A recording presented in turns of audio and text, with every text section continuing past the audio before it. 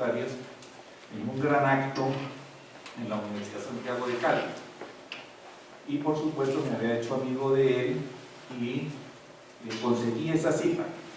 Pero cuando yo le dije a Torres, Diego Montaña quiere una cita con usted, dijo, el doctor Diego Montaña es bienvenido, ese es un amigo, de verdad. Y entonces lo recibí. Desafortunadamente, en el recuerdo que hace Daniel Pecó le hace su reconocimiento a Ignacio. Es muy bonita la nota que escribe sobre Ignacio en orden y violencia. Es de hecho el pie de página más largo que tiene la obra de Daniel.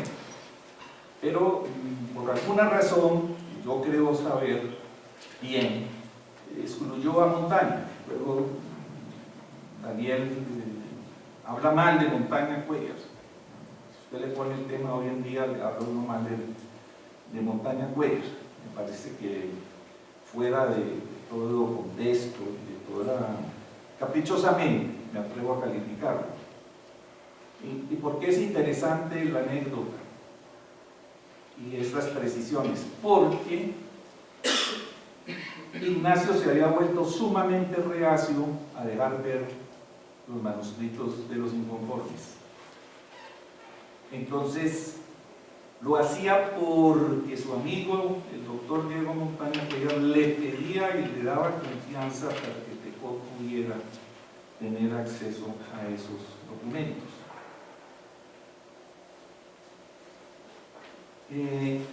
Luego nos contó que desde aquí le deseo las mejores beneplácitos a la salud del compañero Álvaro Delgado, porque voy a hablar de él críticamente, a quien respeto y sobre el que escribí un comentario a su obra de memorias. Y lo que contó Torres es que una comisión del Partido Comunista me había pedido revisar los inconformes para estudiar su publicación y le había dicho que lo publicaban a condición de tales supresiones.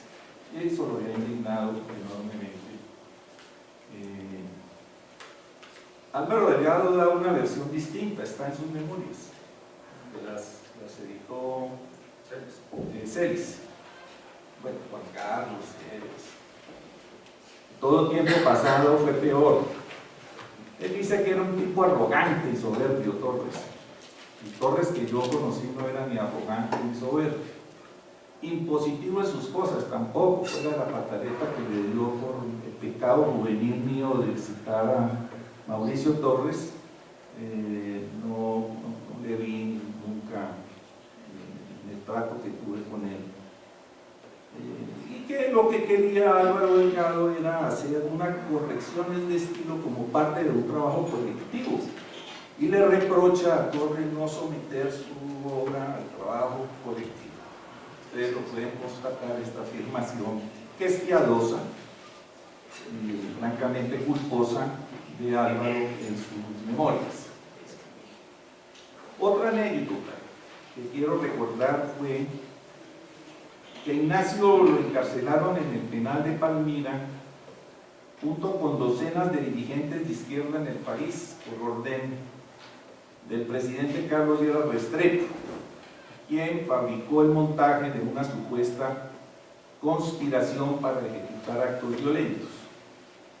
Ustedes saben que los presidentes de Colombia son muy dados a la paranoia. Después de ser liberado, Ignacio abrió su librería, que él llamaba cariñosamente Mi Base, para sus actuaciones. Yo acudí a saludarlo, y me encontré con un hombre que, pese a la severa cardiopatía que padecía, estaba presto no a quejarse, sino a reírse del encierro que él convirtió en una escuela política con los presos allí presentes. Con gran eficacia burló la vigilancia como experto en estas artes que había ejercido en otras oportunidades, de lo que da gala en la anecdotaria. Ustedes recuerdan que él vivía de cárcel. Usted lo recordó, y usted quiere que lo encarcele, ¿no? Porque a Ignacio le gustaba mucho la cárcel.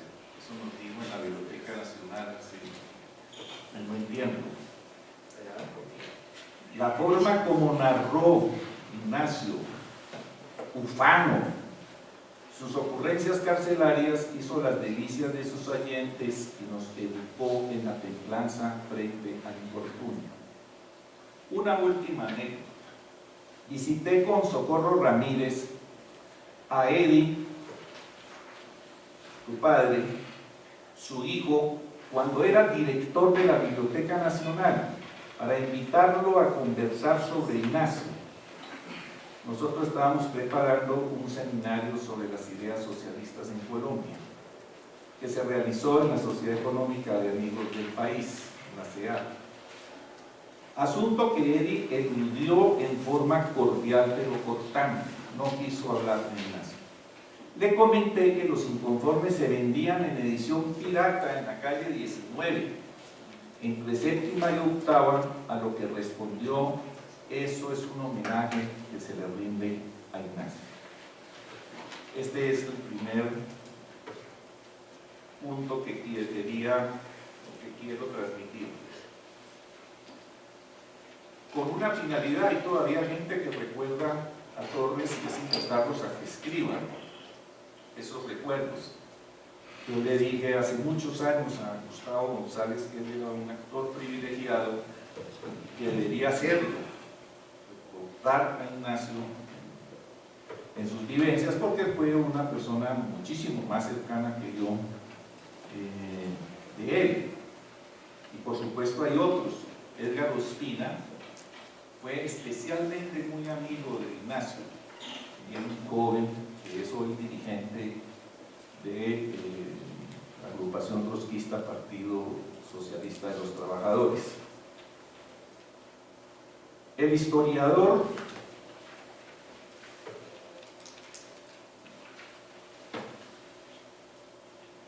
el tema del historiador de Torres Giraldo, ¿cómo lo veo yo? Yo lo denomino historia raizal y desde los trabajadores. En lo que Ignacio denominó obra grande, Los Inconformes, historia de la rebeldía de las masas en Colombia, dejó consignadas sus concepciones sobre el quehacer histórico, su manera de aprender, enseñar, investigar, pensar, interpretar y escribir la historia. En lo que luego se denominó, entre comillas, introducción del autor, que así está en la edición de la Universidad del Valle, pero que en la primera edición, que es la que yo conservo, que les digo, se titula Para mayor claridad, encontré el año 1967, editorial Martel. Torres Giraldo asume una perspectiva raizal de los orígenes de la comunidad nacional, comillas, es sobre los trazos del lento desarrollo histórico, el reflejo fiel de una sociedad que llega al escenario de la vida moderna, desde la remota entraña del siervo indígena, el esclavo africano y el colono español, con sus manos laboriosas, inconformes como fuerza principal de su progreso. Cierra comillas. Se está además señalando en este texto el carácter de historia desde abajo de las masas laboriosas que tiene su obra grande. Debo recordar que el investigador Orlando Fals Borda encontró una fuente de inspiración para su planteamiento del socialismo raizal en este concepto, y así él lo reconoce.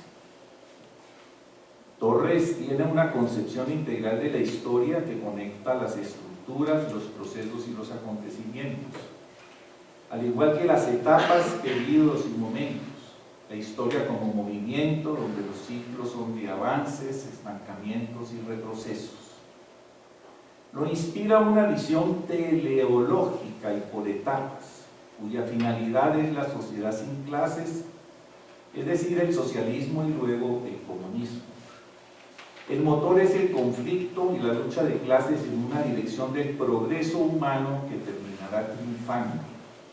El concepto de progreso en Torres Giraldo va más allá de que se sustenta el positivismo y el racionalismo que nutre las doctrinas liberales. La historia, para desenvolver su curso, su evolución y sus transformaciones, debe introducir rupturas, cambios sustanciales en las relaciones sociales de producción, de poder y de la cultura. Es decir, la revolución debe hacer su tarea histórica. La interpretación histórica debe saber unir los, comillas, eslabones de la cadena de los acontecimientos a través de los procesos del desarrollo de la sociedad colombiana, cierra comillas. Torres Giraldo es descreído del eclecticismo y la imparcialidad y partidario de la objetividad con parámetros realistas y veraces en que el sujeto interpreta, valora y produce la historia como conocimiento. Ustedes saben que Torres no le fue bien ni con los 30 años de historia del Partido Comunista, ni con la historia del Partido Comunista escrita por nuestro colega muy querido amigo nuestro, Teófilo Medina. Y se sigue repitiendo que esa es una historia subjetiva. Le presté mucha atención al excelente texto que acaba de leer Mauricio y afortunadamente no cayó en esa distorsión. Sobre ello escribe: en la forma elemental de lucha de los esclavos y marrones que sigue a la conquista, estamos del lado de la rebeldía de los negros que buscan su libertad. Nada de imparcialidad en estos temas. En la formidable insurrección de los comuneros estamos del lado de las masas y de su primer capitán, José Antonio Galán, en la Gran Guerra de Independencia. Estamos del lado de los patriotas, en las guerras civiles estamos del lado del pueblo insumiso, que no quiere regresar a la humilde noche de la plena feudalidad y el coloniaje. En las luchas contemporáneas estamos del lado de las masas trabajadoras de clase de los proletarios. Se deduce entonces que no escribimos para contemporizar, sino para fijar la posición del pueblo llano ante el pasado colombiano. Sobre los alcances que le atribuye a la ciencia de Clio, escribe: la historia es mucho más que los hechos en sí, es más que los factores también en sí, que hacen posible los hechos, es decir, más que objetividad, es también esencia subjetiva. Para proyectar la historia como realidad se requiere el conocimiento de las leyes del movimiento y de la naturaleza de las fuerzas que las constituyen. Se requiere el conocimiento de los cauces sobre los cuales se opera el desarrollo histórico de la sociedad, esto es, el conocimiento de la dinámica social que impulsa el progreso de los agregados humanos. En este plano, los hechos tienen la superior virtud de revelar esas fuerzas, de expresar la dimensión de los factores en acción, de indicar su ruta y sus mudables contenidos y formas. Es una construcción conceptual muy afortunada. ¿Cuánto? Vaya cerrando. Me llegó todo el estalinismo, que era el plato fuerte, hombre.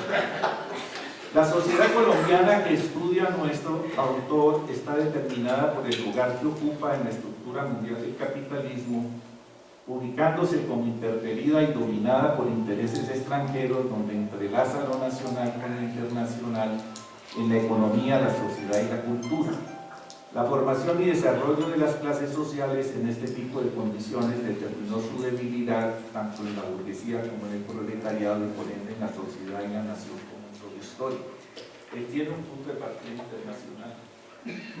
El propósito central de su obra grande está sintetizado en el nombre de los inconformes. Él publicó en 1947 La cuestión sindical, como aquí se ha dicho muy bien, y dedica dos apartados al tema del progreso. Termino con este aspecto. Uno de los temas más complejos en la historia es la espontaneidad y la formación de la conciencia de clase del proletariado, el tránsito de lo inmediato y empírico a la conciencia. Ese tema trabajado por Kautsky, seguido por Lenin, en el qué hacer, trabajado ya más críticamente por Luxemburgo, Trotsky, Gramsci, Buchar y Hobsbawm. A esto me refiero en mi libro Huelga.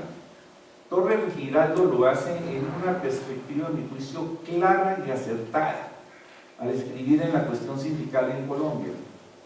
Y estoy seguro que Él no leyó ninguno de estos autores a quienes referí, partidarios que coinciden con la línea de él. Él sí leyó muy bien a Lenin, por supuesto, y leyó Trotsky, como lo puede constatar las publicaciones que hizo de Trotsky en el diario La Humanidad. Se encuentra el artículo del Frente Único de León Trotsky.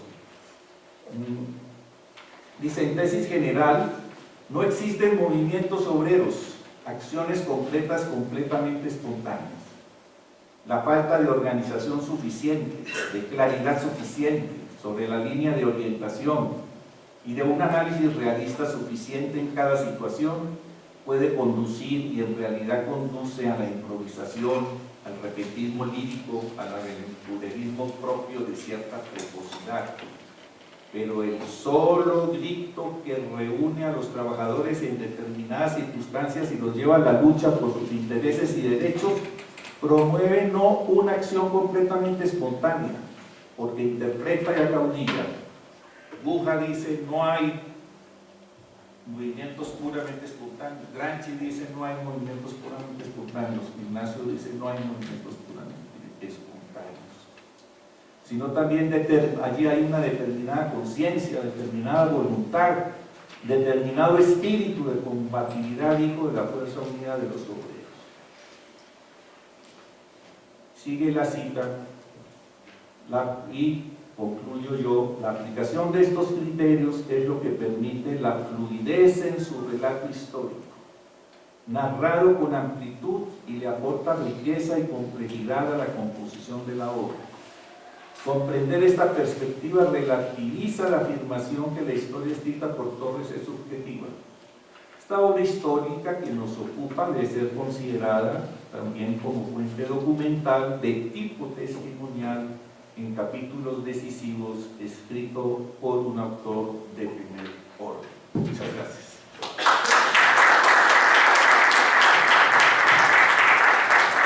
Bueno, agradecemos a los primeros tres expositores. Quisiera hacer una ronda de preguntas o intervenciones del público. No sé si alguien quisiera hablar. José Ramón, creo que le toca venir a buscar el micrófono porque no tenemos la tecnología portátil. No, pero tranquilo que mis 25 años de batallar en la izquierda democrática y a petición de miembros de la familia he decidido salir un poco del reposo del mini guerrero que fui para vincularme a la tarea que doña Urania Torres, una gran amiga, nos invita, ella y la familia, a que hagamos: difundir la vida y obra de un gran colombiano, Ignacio Torres Giraldo. He asistido a todos los actos que se han programado y no pienso perderme ninguno, porque me parece una lástima que en mi larga militancia nunca se nos haya recomendado la lectura y la mirada sobre la vida y obra de Ignacio Torres. Que quien la haga de manera desprevenida, de cualquier sector político, inclusive que fuera de la realidad colombiana, puede encontrar insumos para dirigir, para organizar y hasta para escribir. Yo quiero, parodiando a Juan Carlos Celis en Medellín, en el acto que estábamos allá, quiero solicitar a los presentes que brindemos un aplauso a Urania, la guardiana de esa herencia y ese legado, sin el cual estudiamos aquí.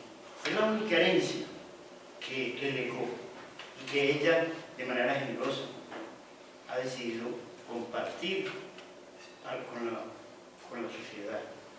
Entonces, esa labor la han hecho muy bien los intelectuales que he oído en toda parte. Ya ve que he aprendido mucho y ha suscitado en mí una pasión por leerme los escritos de Ignacio. Yo invito a todos, por lo menos a los asistentes, que lo retomemos, que lo hagamos. Y especialmente a los jóvenes, cuya rebeldía habría que encauzar de alguna manera. Allí encontrarán la vida de un verdadero comunista, que es aquel que piensa más en los demás que en sí mismo. Un aplauso para don Eulalio, por favor.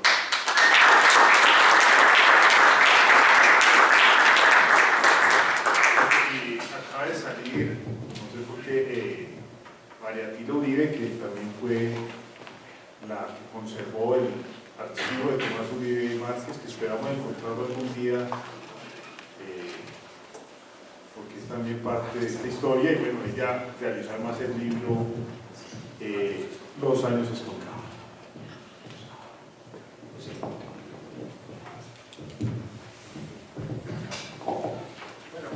Creo que se escucha. Bueno, buenas tardes, muchas gracias por organizar este evento. Quisiera preguntarle al profesor Ricardo Sánchez por qué particularmente se interesó en la publicación, en sobre la publicación del texto La cuestión indígena. Si puede hablar un poco más acerca de las circunstancias bajo las que Ignacio Torres escribió esta obra y si conoce los expositores como elementos que permitan rastrear la conexión entre como el naciente Partido Socialista y Comunista entre las décadas de los 20, 30 y el movimiento indígena o los indígenas en la zona de Río Sucio Caldas. Pregunto porque particularmente esa conexión movimiento indígena, Partido Socialista Comunista se ha explorado en el Cauca, en Tolima y un poco en la Sierra Nevada, pero en esta parte, salvo pequeñas piezas sueltas, no hay como estudios y yo estoy tratando de rastrear, a ver si me puede dar indicaciones al respecto. Gracias. No, una ronda. Bueno, otra. Puede hacer los comentarios y después les contestamos a todos. Bien, yo pues tenía mucha curiosidad por la otra parte de la exposición y justamente por el título entre liquidar el pasado o redimirlo. Y a propósito de la historia que se hace sobre el PSR y a propósito de cómo pues hay una historia oficial desde los, por decirlo de alguna manera, desde los promoscovitas y una historia también que se ha convertido en oficial, que es la de los antimoscovitas, ¿cierto? Y ahí Ignacio Torres Giraldo, Tomás Uribe Márquez quedan en la mitad, ¿cierto? Para unos son putschistas, espontaneístas, y para otros son antiestalinistas. Y yo considero, desde la lectura, las búsquedas que he venido haciendo,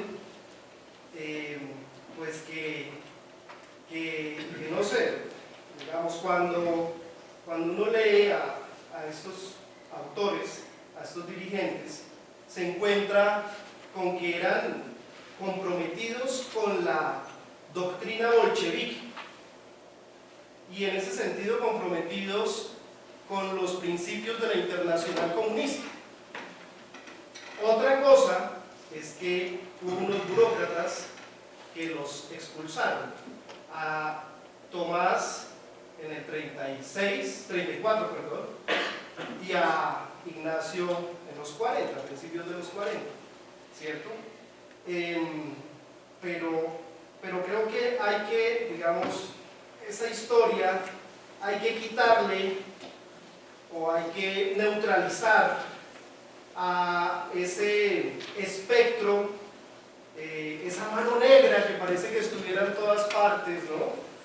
Entonces, ¿de quién es la culpa de todo? ¿No? Entonces nos dicen, de Moscú. ¿Y será que en Moscú encontraban en el mapa donde quedaba Bogotá qué era el PSR y demás? Es una pregunta interesante porque en el contexto de la Internacional Comunista los partidos más importantes eran en América Latina el de Argentina, el de México, el de Cuba, ¿cierto? Y pare de contar, justamente por la posición en la cual se encontraba dentro de la economía mundial este país, la economía colombiana. Y me parece muy importante la anécdota y el controvertir la anécdota, muy sintomático, que plantea Álvaro Delgado en su libro, ¿no? Hay una historia, o hay una versión que yo no se la podría atribuir a Stalin, porque ya estaba muerto, ¿cierto? En la que dice que Ignacio Torres era soberbio, no le gustaba que le corrigieran las cosas y demás, pero sí se la puedo atribuir a Vieira y al vieirismo, ¿no? Que es el que generó, y ahí hay una cosa que habría que estudiar, cuál es esa disputa, ¿cierto?, en la cual Vieira se sintió amenazado permanentemente por la figura de Ignacio Torres Giraldo, y pues constituyó una versión oficial en la cual el malo era Ignacio Torres Giraldo, ¿cierto? Pero que es una disputa nacional, es una disputa interna y es propia de Vieira, que fue el que al final le cambió el nombre al partido, totalmente en contravía de los principios de la Internacional Comunista. Obviamente ya había desaparecido, pero reivindicando el fronterismo de los 40, cuando le puso el Partido Comunista Colombiano, como si el comunismo se pudiera vivir en una nación diferente de otra nación, etcétera, etcétera. Ya era.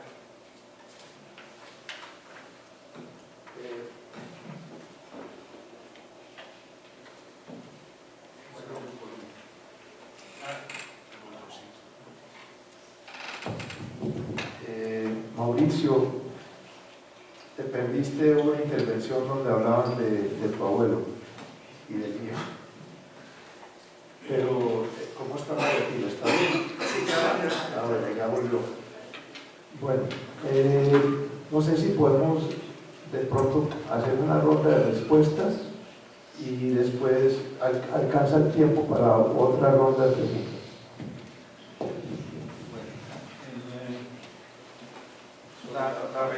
La paradoja de la vida de Torres Giraldo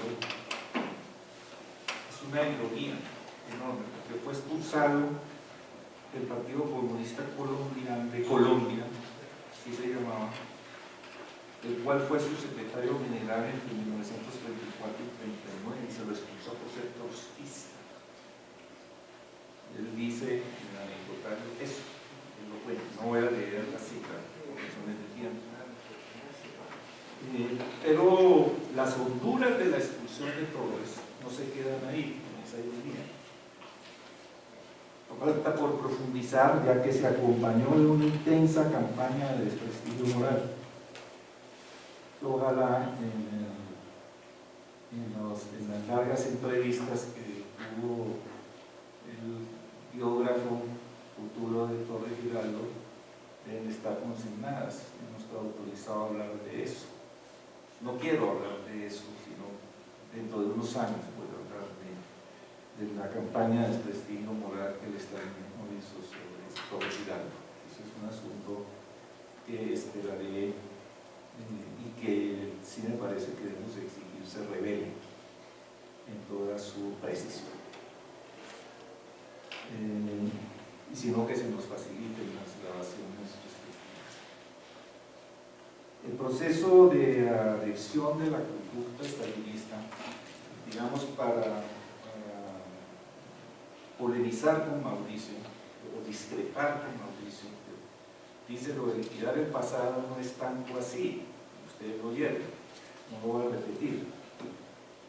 Yo tuve la misma reflexión inicialmente, que la gran obra de Mezca, que nos ha hecho este favor enorme de publicar la documentación de la Tercera Internacional en el periodo estalinista sobre la formación del Partido Comunista, y le pone liquidar el pasado.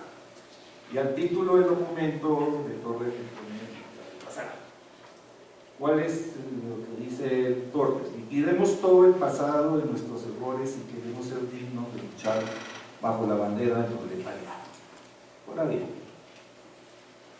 pero si uno lee el texto como tú lo recomiendas, pues, yo te llamaría la atención sobre este que está entre comillas. Así llega el partido a convertirse Es un instrumento de la burguesía nacional vendida a los imperialistas. Y quienes militamos en sitios de dirección, en agentes de la burguesía.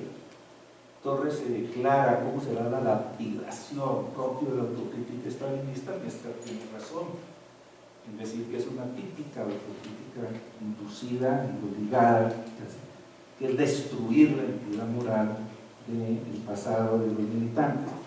Y quienes militamos en sitios de dirección, en agentes de la burguesía y de los imperialistas, en las propias filas del proletariado. El documento es inequívoco y yo creo que está muy bien titulado Liquidar el pasado, que es absolutamente terrible. La única que no, con todo respeto, la única que no hizo autocrítica fue María Cano. Todos los otros hicieron autocríticas menos radicales, aquí y allá, no tengo tiempo para documentarlo aquí, pero la única que no, y eso se puede documentar, porque yo he querido determinar el testamento político de María Cano, que son el conjunto de cartas que dirige ella a Guillermo Hernández Rodríguez, el flamante secretario general del Partido Comunista, el camarada Guillén, así se lo conocía, en la cual ella desmonta el tinglado de la campaña contra los dirigentes del Partido Socialista Revolucionario, contra Tomás, contra Ignacio y contra los otros, y se mantiene en sus reales. María se mantiene, no reniega ni acepta la autocrítica. Gracias a Ignacio conocemos que ha sido recuperada María Cano. Esto que yo llamo el testamento político está como anexo documental en la biografía y es una extraordinaria labor. En lo que se relaciona a la cuestión indígena, es más largo el tema, pero aquí hay otros colegas. No olvidemos que él vivió en Popayán, esa es la clave. Y allá tuvo un contacto muy directo, y allá fue donde conoció a Quintín, pero sobre todo salió y conoció la realidad profunda del Cauca indígena. Y eso es lo que lo lleva a inspirarse para la escritura de la cuestión indígena.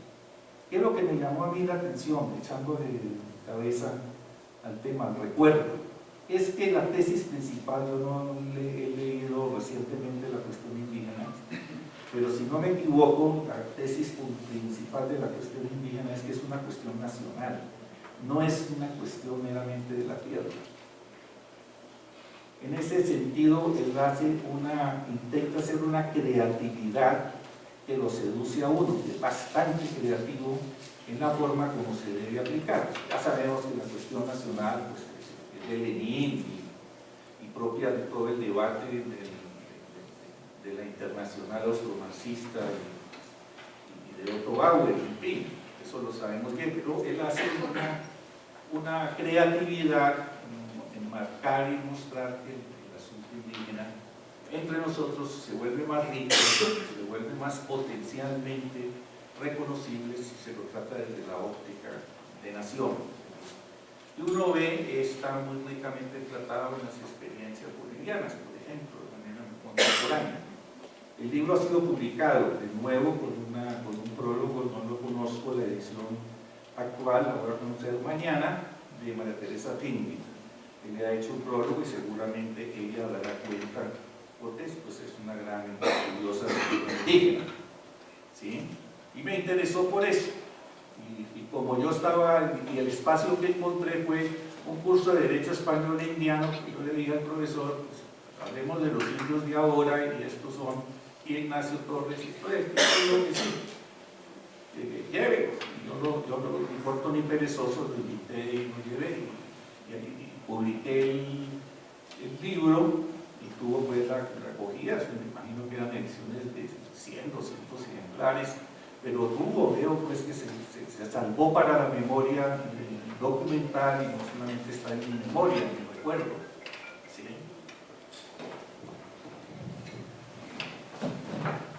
Yo, en el oficio, o como trato de practicar el oficio del historiador, me separo de ser juez. Creo que son procesos de búsqueda de verdad distintos. Y bueno, aquí no se trata de entrar a hablar de ese tema muy hoy en boga por la cuestión de la JEP, de la Comisión de Verdad, etc. Como historiador me parece importante tratar de entender qué fue lo que pasó y por qué pasó lo que pasó, más que lanzar un juicio histórico desde un presente relativamente cómodo o absorber, ¿cierto? Creo que por lo menos mi oficio no lo consigo así. Por eso realmente me parece que, aunque es cierto lo que dices tú y hay versiones, pues porque bueno, está bien, dice uno que el juez es el historiador, pero claro, de hecho los historiadores hacemos juicios y en fin, hacemos valoración, no es tan absolutamente neutral la cosa. Pero de alguna manera sí creo que un énfasis, a mi juicio, no está tanto en decir Torre Giraldo era un estalinista en ese momento, o no lo era, ¿sí? ¿Qué es el estalinismo? ¿Cómo fue que realmente fue incorporando, introduciéndose en el movimiento revolucionario del Internacional Comunista? ¿Sí? Es decir, todos esos fenómenos creo que había que explorarlos más allá de, evidentemente es una frase muy dura, a mi juicio obviamente muy crítica, muy criticable, de liquidemos el pasado, sin embargo, pues, en el contexto termina medio matizándose al decir liquidemos todo el pasado de nuestros errores. Pero bueno, es cierto, el contenido de esos textos son contundentes, en la autocrítica termina involucrando, si se quiere, autoincriminándose de una serie de cuestiones que serían muy discutibles y que contrastan mucho con el Torre Giraldo que escribía, por ejemplo, en La Humanidad, cosas muy frescas, cuando entran unos días al ejército y pues a los 2 o 3 días lo echan y él socarronamente dice pues que él quiso organizar un poco a los soldados y todo. Ese Torre Giraldo de los años 20 evidentemente contrasta mucho con de la autocrítica. Pero también va a contrastar con el de los 50 y 60. Yo no tuve el privilegio de conocerlo directamente, como aquí mi colega Ricardo.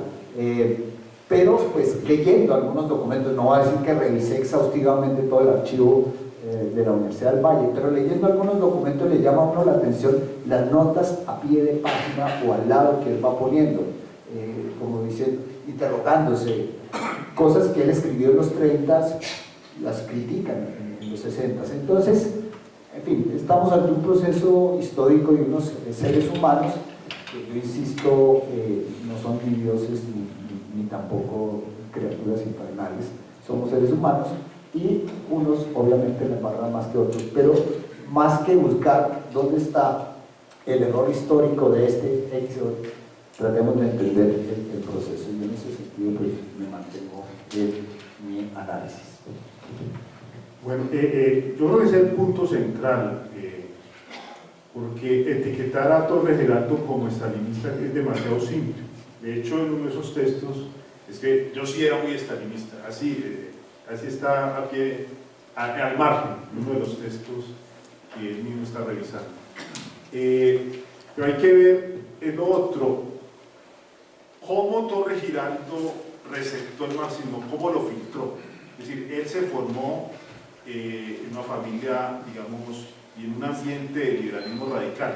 Son las dos grandes influencias de Torre Giraldo antes de llegar al marxismo y que sigue manteniendo rasgos de él son el romanticismo social. Piensen ustedes en Víctor Hugo, en Los Miserables, en el Conde de Montenegro, es decir, el Conde de Montecristo, perdón, que es como el financiero que está acosando a sus víctimas con las deudas que le tienen a él, y el positivismo latinoamericano. ¿Sí? El positivismo cumplía un papel importante y era, digamos, la lucha contra la metafísica, contra la religión. Esas eran dos influencias intelectuales. Por lo otro es el intuicionismo, es decir, era la intuición como experiencia que se había formado en las rebeliones del siglo XIX, de los artesanos, de los liberales, radicales, en las guerras civiles del país, y el voluntarismo. Esas son como las 4 grandes influencias que él tiene. Y pues el estalinismo es algo que se va formando, digamos, no es algo que pensó Stalin y su grupo, sino que se va formando con el tiempo. Creo que Claudio Mestra y José María Rojas aciertan al decir, no como dicen hoy los compañeros que están construyendo o reescribiendo la historia del Partido Comunista, que Torre Giraldo es el gran artífice de la bolcheviquización de los socialistas revolucionarios en Colombia, sí, pero tampoco de la estalinización. Muy por el contrario, él está problematizando eso, y por eso se mantiene también con María Cano. María Cano, efectivamente, a diferencia de él, no hizo ese ritual de autocrítica, un ritual casi jesuítico, de acto de contrición, que bueno, el texto es complejo. Yo, por ejemplo, voy a leer otra parte que no es la que cita Ricardo. Dice: este partido, compuesto por varias clases, tenía razonablemente varios modos de pensar. La revolución y el reformismo fueron sus dos principales fisonomías, pero es preciso subrayar que la fuerza revolucionaria tenía toda la masa. ¿Qué hacemos entonces los elementos revolucionarios de los cuadros de dirección? Hacer una falsa apreciación de la situación y planear una insurrección. Era un demasiado, así está escrito con error, un demasiado optimismo que conducía a la sobreestimación de las fuerzas. Pero antes que esto, era una ausencia completa de marxismo-leninismo, está subrayado marxismo-leninismo. ¿Qué hace la dirección del movimiento una vez pasa a la preparación de la insurrección? Adoptar una línea política oportunista, dentro de la cual se aplicaba una serie de tácticas absurdas. Conseguir aliados en todas las oposiciones sin partir de ningún caso del análisis de clase de estos aliados. Ajustar los planes de la insurrección a las perspectivas de los hechos que se habían de forjar. Mezcla jacobina y blanquista de las revoluciones a lo idealista. Eso es lo que escribía Torre Giraldo en ese texto que José María Rojas y Claudio Mestra titulan Liquidar del pasado. Eso es un escrito en Berlín en marzo de 1931. Pero, digamos, en Torre Giraldo hay elementos que defienden la individualidad, que es algo, digamos, ajeno al estalinismo, ¿sí? Eso le viene de su liberalismo radical, ¿sí? Eso de declararse él como marxista independiente, ¿sí? Hace parte de eso. Y efectivamente es su lucha, ¿sí? Yo creo que la figura con las figuras con las que él está luchando, pues es Gilberto Vieira, pero también son Rafael Vaquero, me lo dice Uranio en la entrevista, que asistía de niña a esas reuniones del Comité Ejecutivo Central, Luis Vidales, todos lo odiaban. Y lo odiaban porque era el líder de masas. Torre Giraldo iba a una manifestación y hablaba Rafael Vaquero, hablaba Gilberto Vieira, y nadie les ponía atención. Anunciaban a Torre Giraldo y la plaza se volvía a concentrar. Era la memoria de la gente de las grandes luchas de la década del 20. ¿Sí? Y ahí pues hubo unas infamias que no es del caso acá anotar, en su expulsión, que reafirman esa vertiente de individualismo liberal, de individualismo radical, de asumir en la pobreza la construcción de una obra. Es decir, Ignacio Torre Giraldo iba pidiendo de comer entre los amigos, entre su familia, él no tenía un ingreso. Urania Torres una vez lo chalequeó, como dice ella, y le encontró una moneda de 10 centavos, ¿sabes lo que tenía? ¿Sí? Y con eso construyó la obra que construyó, que es el precedente de los trabajos de varios historiadores que aquí están sentados. Sin ese trabajo de los inconformes no se hubiera podido construir, solo digo aquí, del que más confianza le tengo, cultura y identidad obrera, creo yo. Y digamos que eso es lo que no nos permite ver a Ignacio Torre Giraldo como un estalinista. Tampoco es un intelectual, como señalé ahora en la cita, al estilo de los intelectuales que había en su momento, los intelectuales del Partido Liberal, los intelectuales del Partido Conservador, los intelectuales mismos socialistas, ¿sí? Como Antonio García o como Gerardo Molina. Bueno, ya podemos analizar que se mantiene, él está criticando en esa cita a Gerardo Molina y a Antonio García, de mantenerse en banquetes de los liberales, ¿sí? Era un intelectual al margen y sin embargo forjó una obra crítica pues de un gran valor, puede que haya otras de mayor valor, no es el Mariátegui colombiano, pero sí es de un gran valor. En cuanto a lo indígena, hace 3 años en Voz, Carlos Lozano, pues ya muerto, hoy pues muerto, escribía un texto donde recordaba a Carlos Lozano lo que le decía Gilberto Vieira sobre Ignacio Torre Giraldo y sobre Quintín Lame. Era lamentable, solo voy a decir lo de Quintín Lame, no, mira, estos terminaron, en el caso de Quintín Lame, sirviéndole a los conservadores de Popayán. Es evidencia, digamos, realmente el odio que tenía, digamos, la élite del Partido Comunista hacia los líderes sociales, hacia los intelectuales también, en el caso de Ignacio Torre. Ahí está ese antiintelectualismo que se forjó, digamos, al interior del Partido Comunista. Pues obviamente Gilberto Vieira también era un intelectual, pero tenía, digamos, como esa envidia a aquellos que habían podido forjar una obra como la que forjó Ignacio Torrera. Ahora mencionaba Ricardo lo de la historia del Partido Comunista, pues solo publicó el primer tomo, pero hoy sabemos que el segundo tomo lo escribió Nicolás Buenaventura. Se está celebrando, bueno, se conmemoraron los 100 años de Nicolás Buenaventura, del natalicio de Nicolás Buenaventura, y bueno, la idea de su familia es publicar ese segundo tomo de la historia del Partido Comunista, donde también hay partes de Teófilo Medina. Entonces, estamos en un momento de reivindicación de esa memoria, de esa historia, que me parece pues es la tarea, digamos, que emprendió Urania Torres ya desde hace un buen rato y con habernos legado este archivo.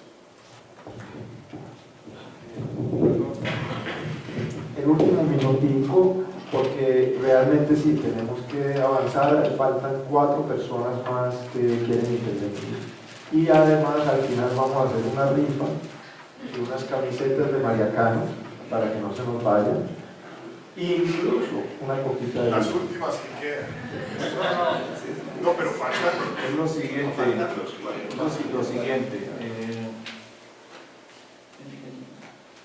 los historiadores periodizamos, es una exigencia de la disciplina. Yo lo que he planteado es que el documento Liquidar el pasado es la entrada en la teoría de arte Torres al estalinismo, y ha discrepado. Mauricio pareció que sí aceptaba que eso eran textos terribles y dogmáticos, y eso es el estalinismo. Eso es el estalinismo, en el movimiento obrero internacional, eso es el estalinismo. No, pero ese no es forma de discutir. Ahora los veo especialistas en el estalinismo, bienvenidos al estudio del estalinismo, que lo han negado durante mucho tiempo, bienvenidos. Lo que digo es que liquidando el pasado de entrada, en Torres, en el texto lo digo con bastante precisión,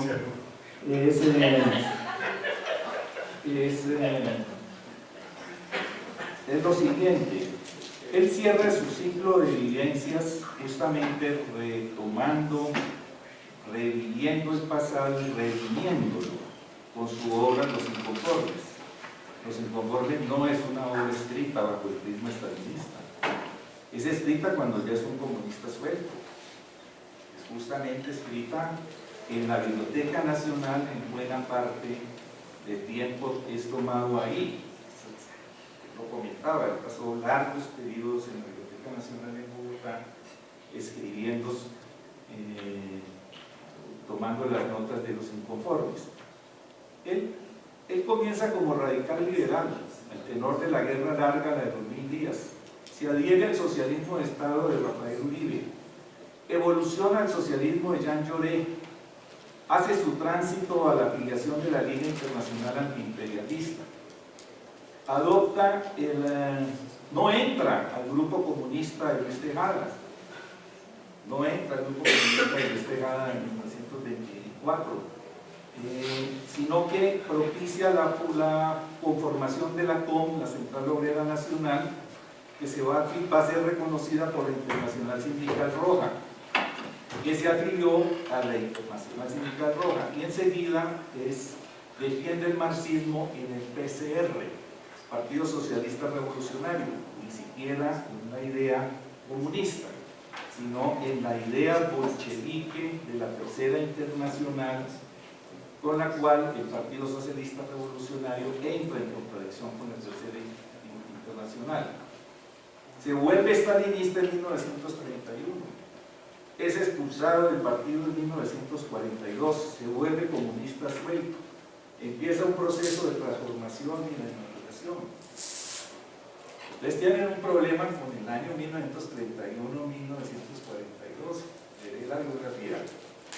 Yo es un estalinista, carta cabal, y lo dice, eso no es ningún pecado, yo he dicho que eso está mal hecho, que es una cosa terrible. No, estoy diciendo la grandeza de Torres es al revés, que es capaz de hacer el tránsito del estalinismo y luego superarlo. Y eso que lapidó en el documento, de decir que eso era lo peor, lo que hizo el Partido Socialista Revolucionario, que lo que él hizo fue lo peor, que lo que hicieron sus compañeros de lucha es lo peor, lo refuta en su obra de madurez, mostrando que fue un periodo esplendoroso. Eso es lo que se llama Torre girando entre liquidar el pasado y redimir. Bueno, como ya llegamos, ya se acabó el receso del café, porque aquí ya son más de las 4:10. Entonces los invito a que vayan por un tinto y se lo vuelvan a traer acá para poder continuar más rápidamente.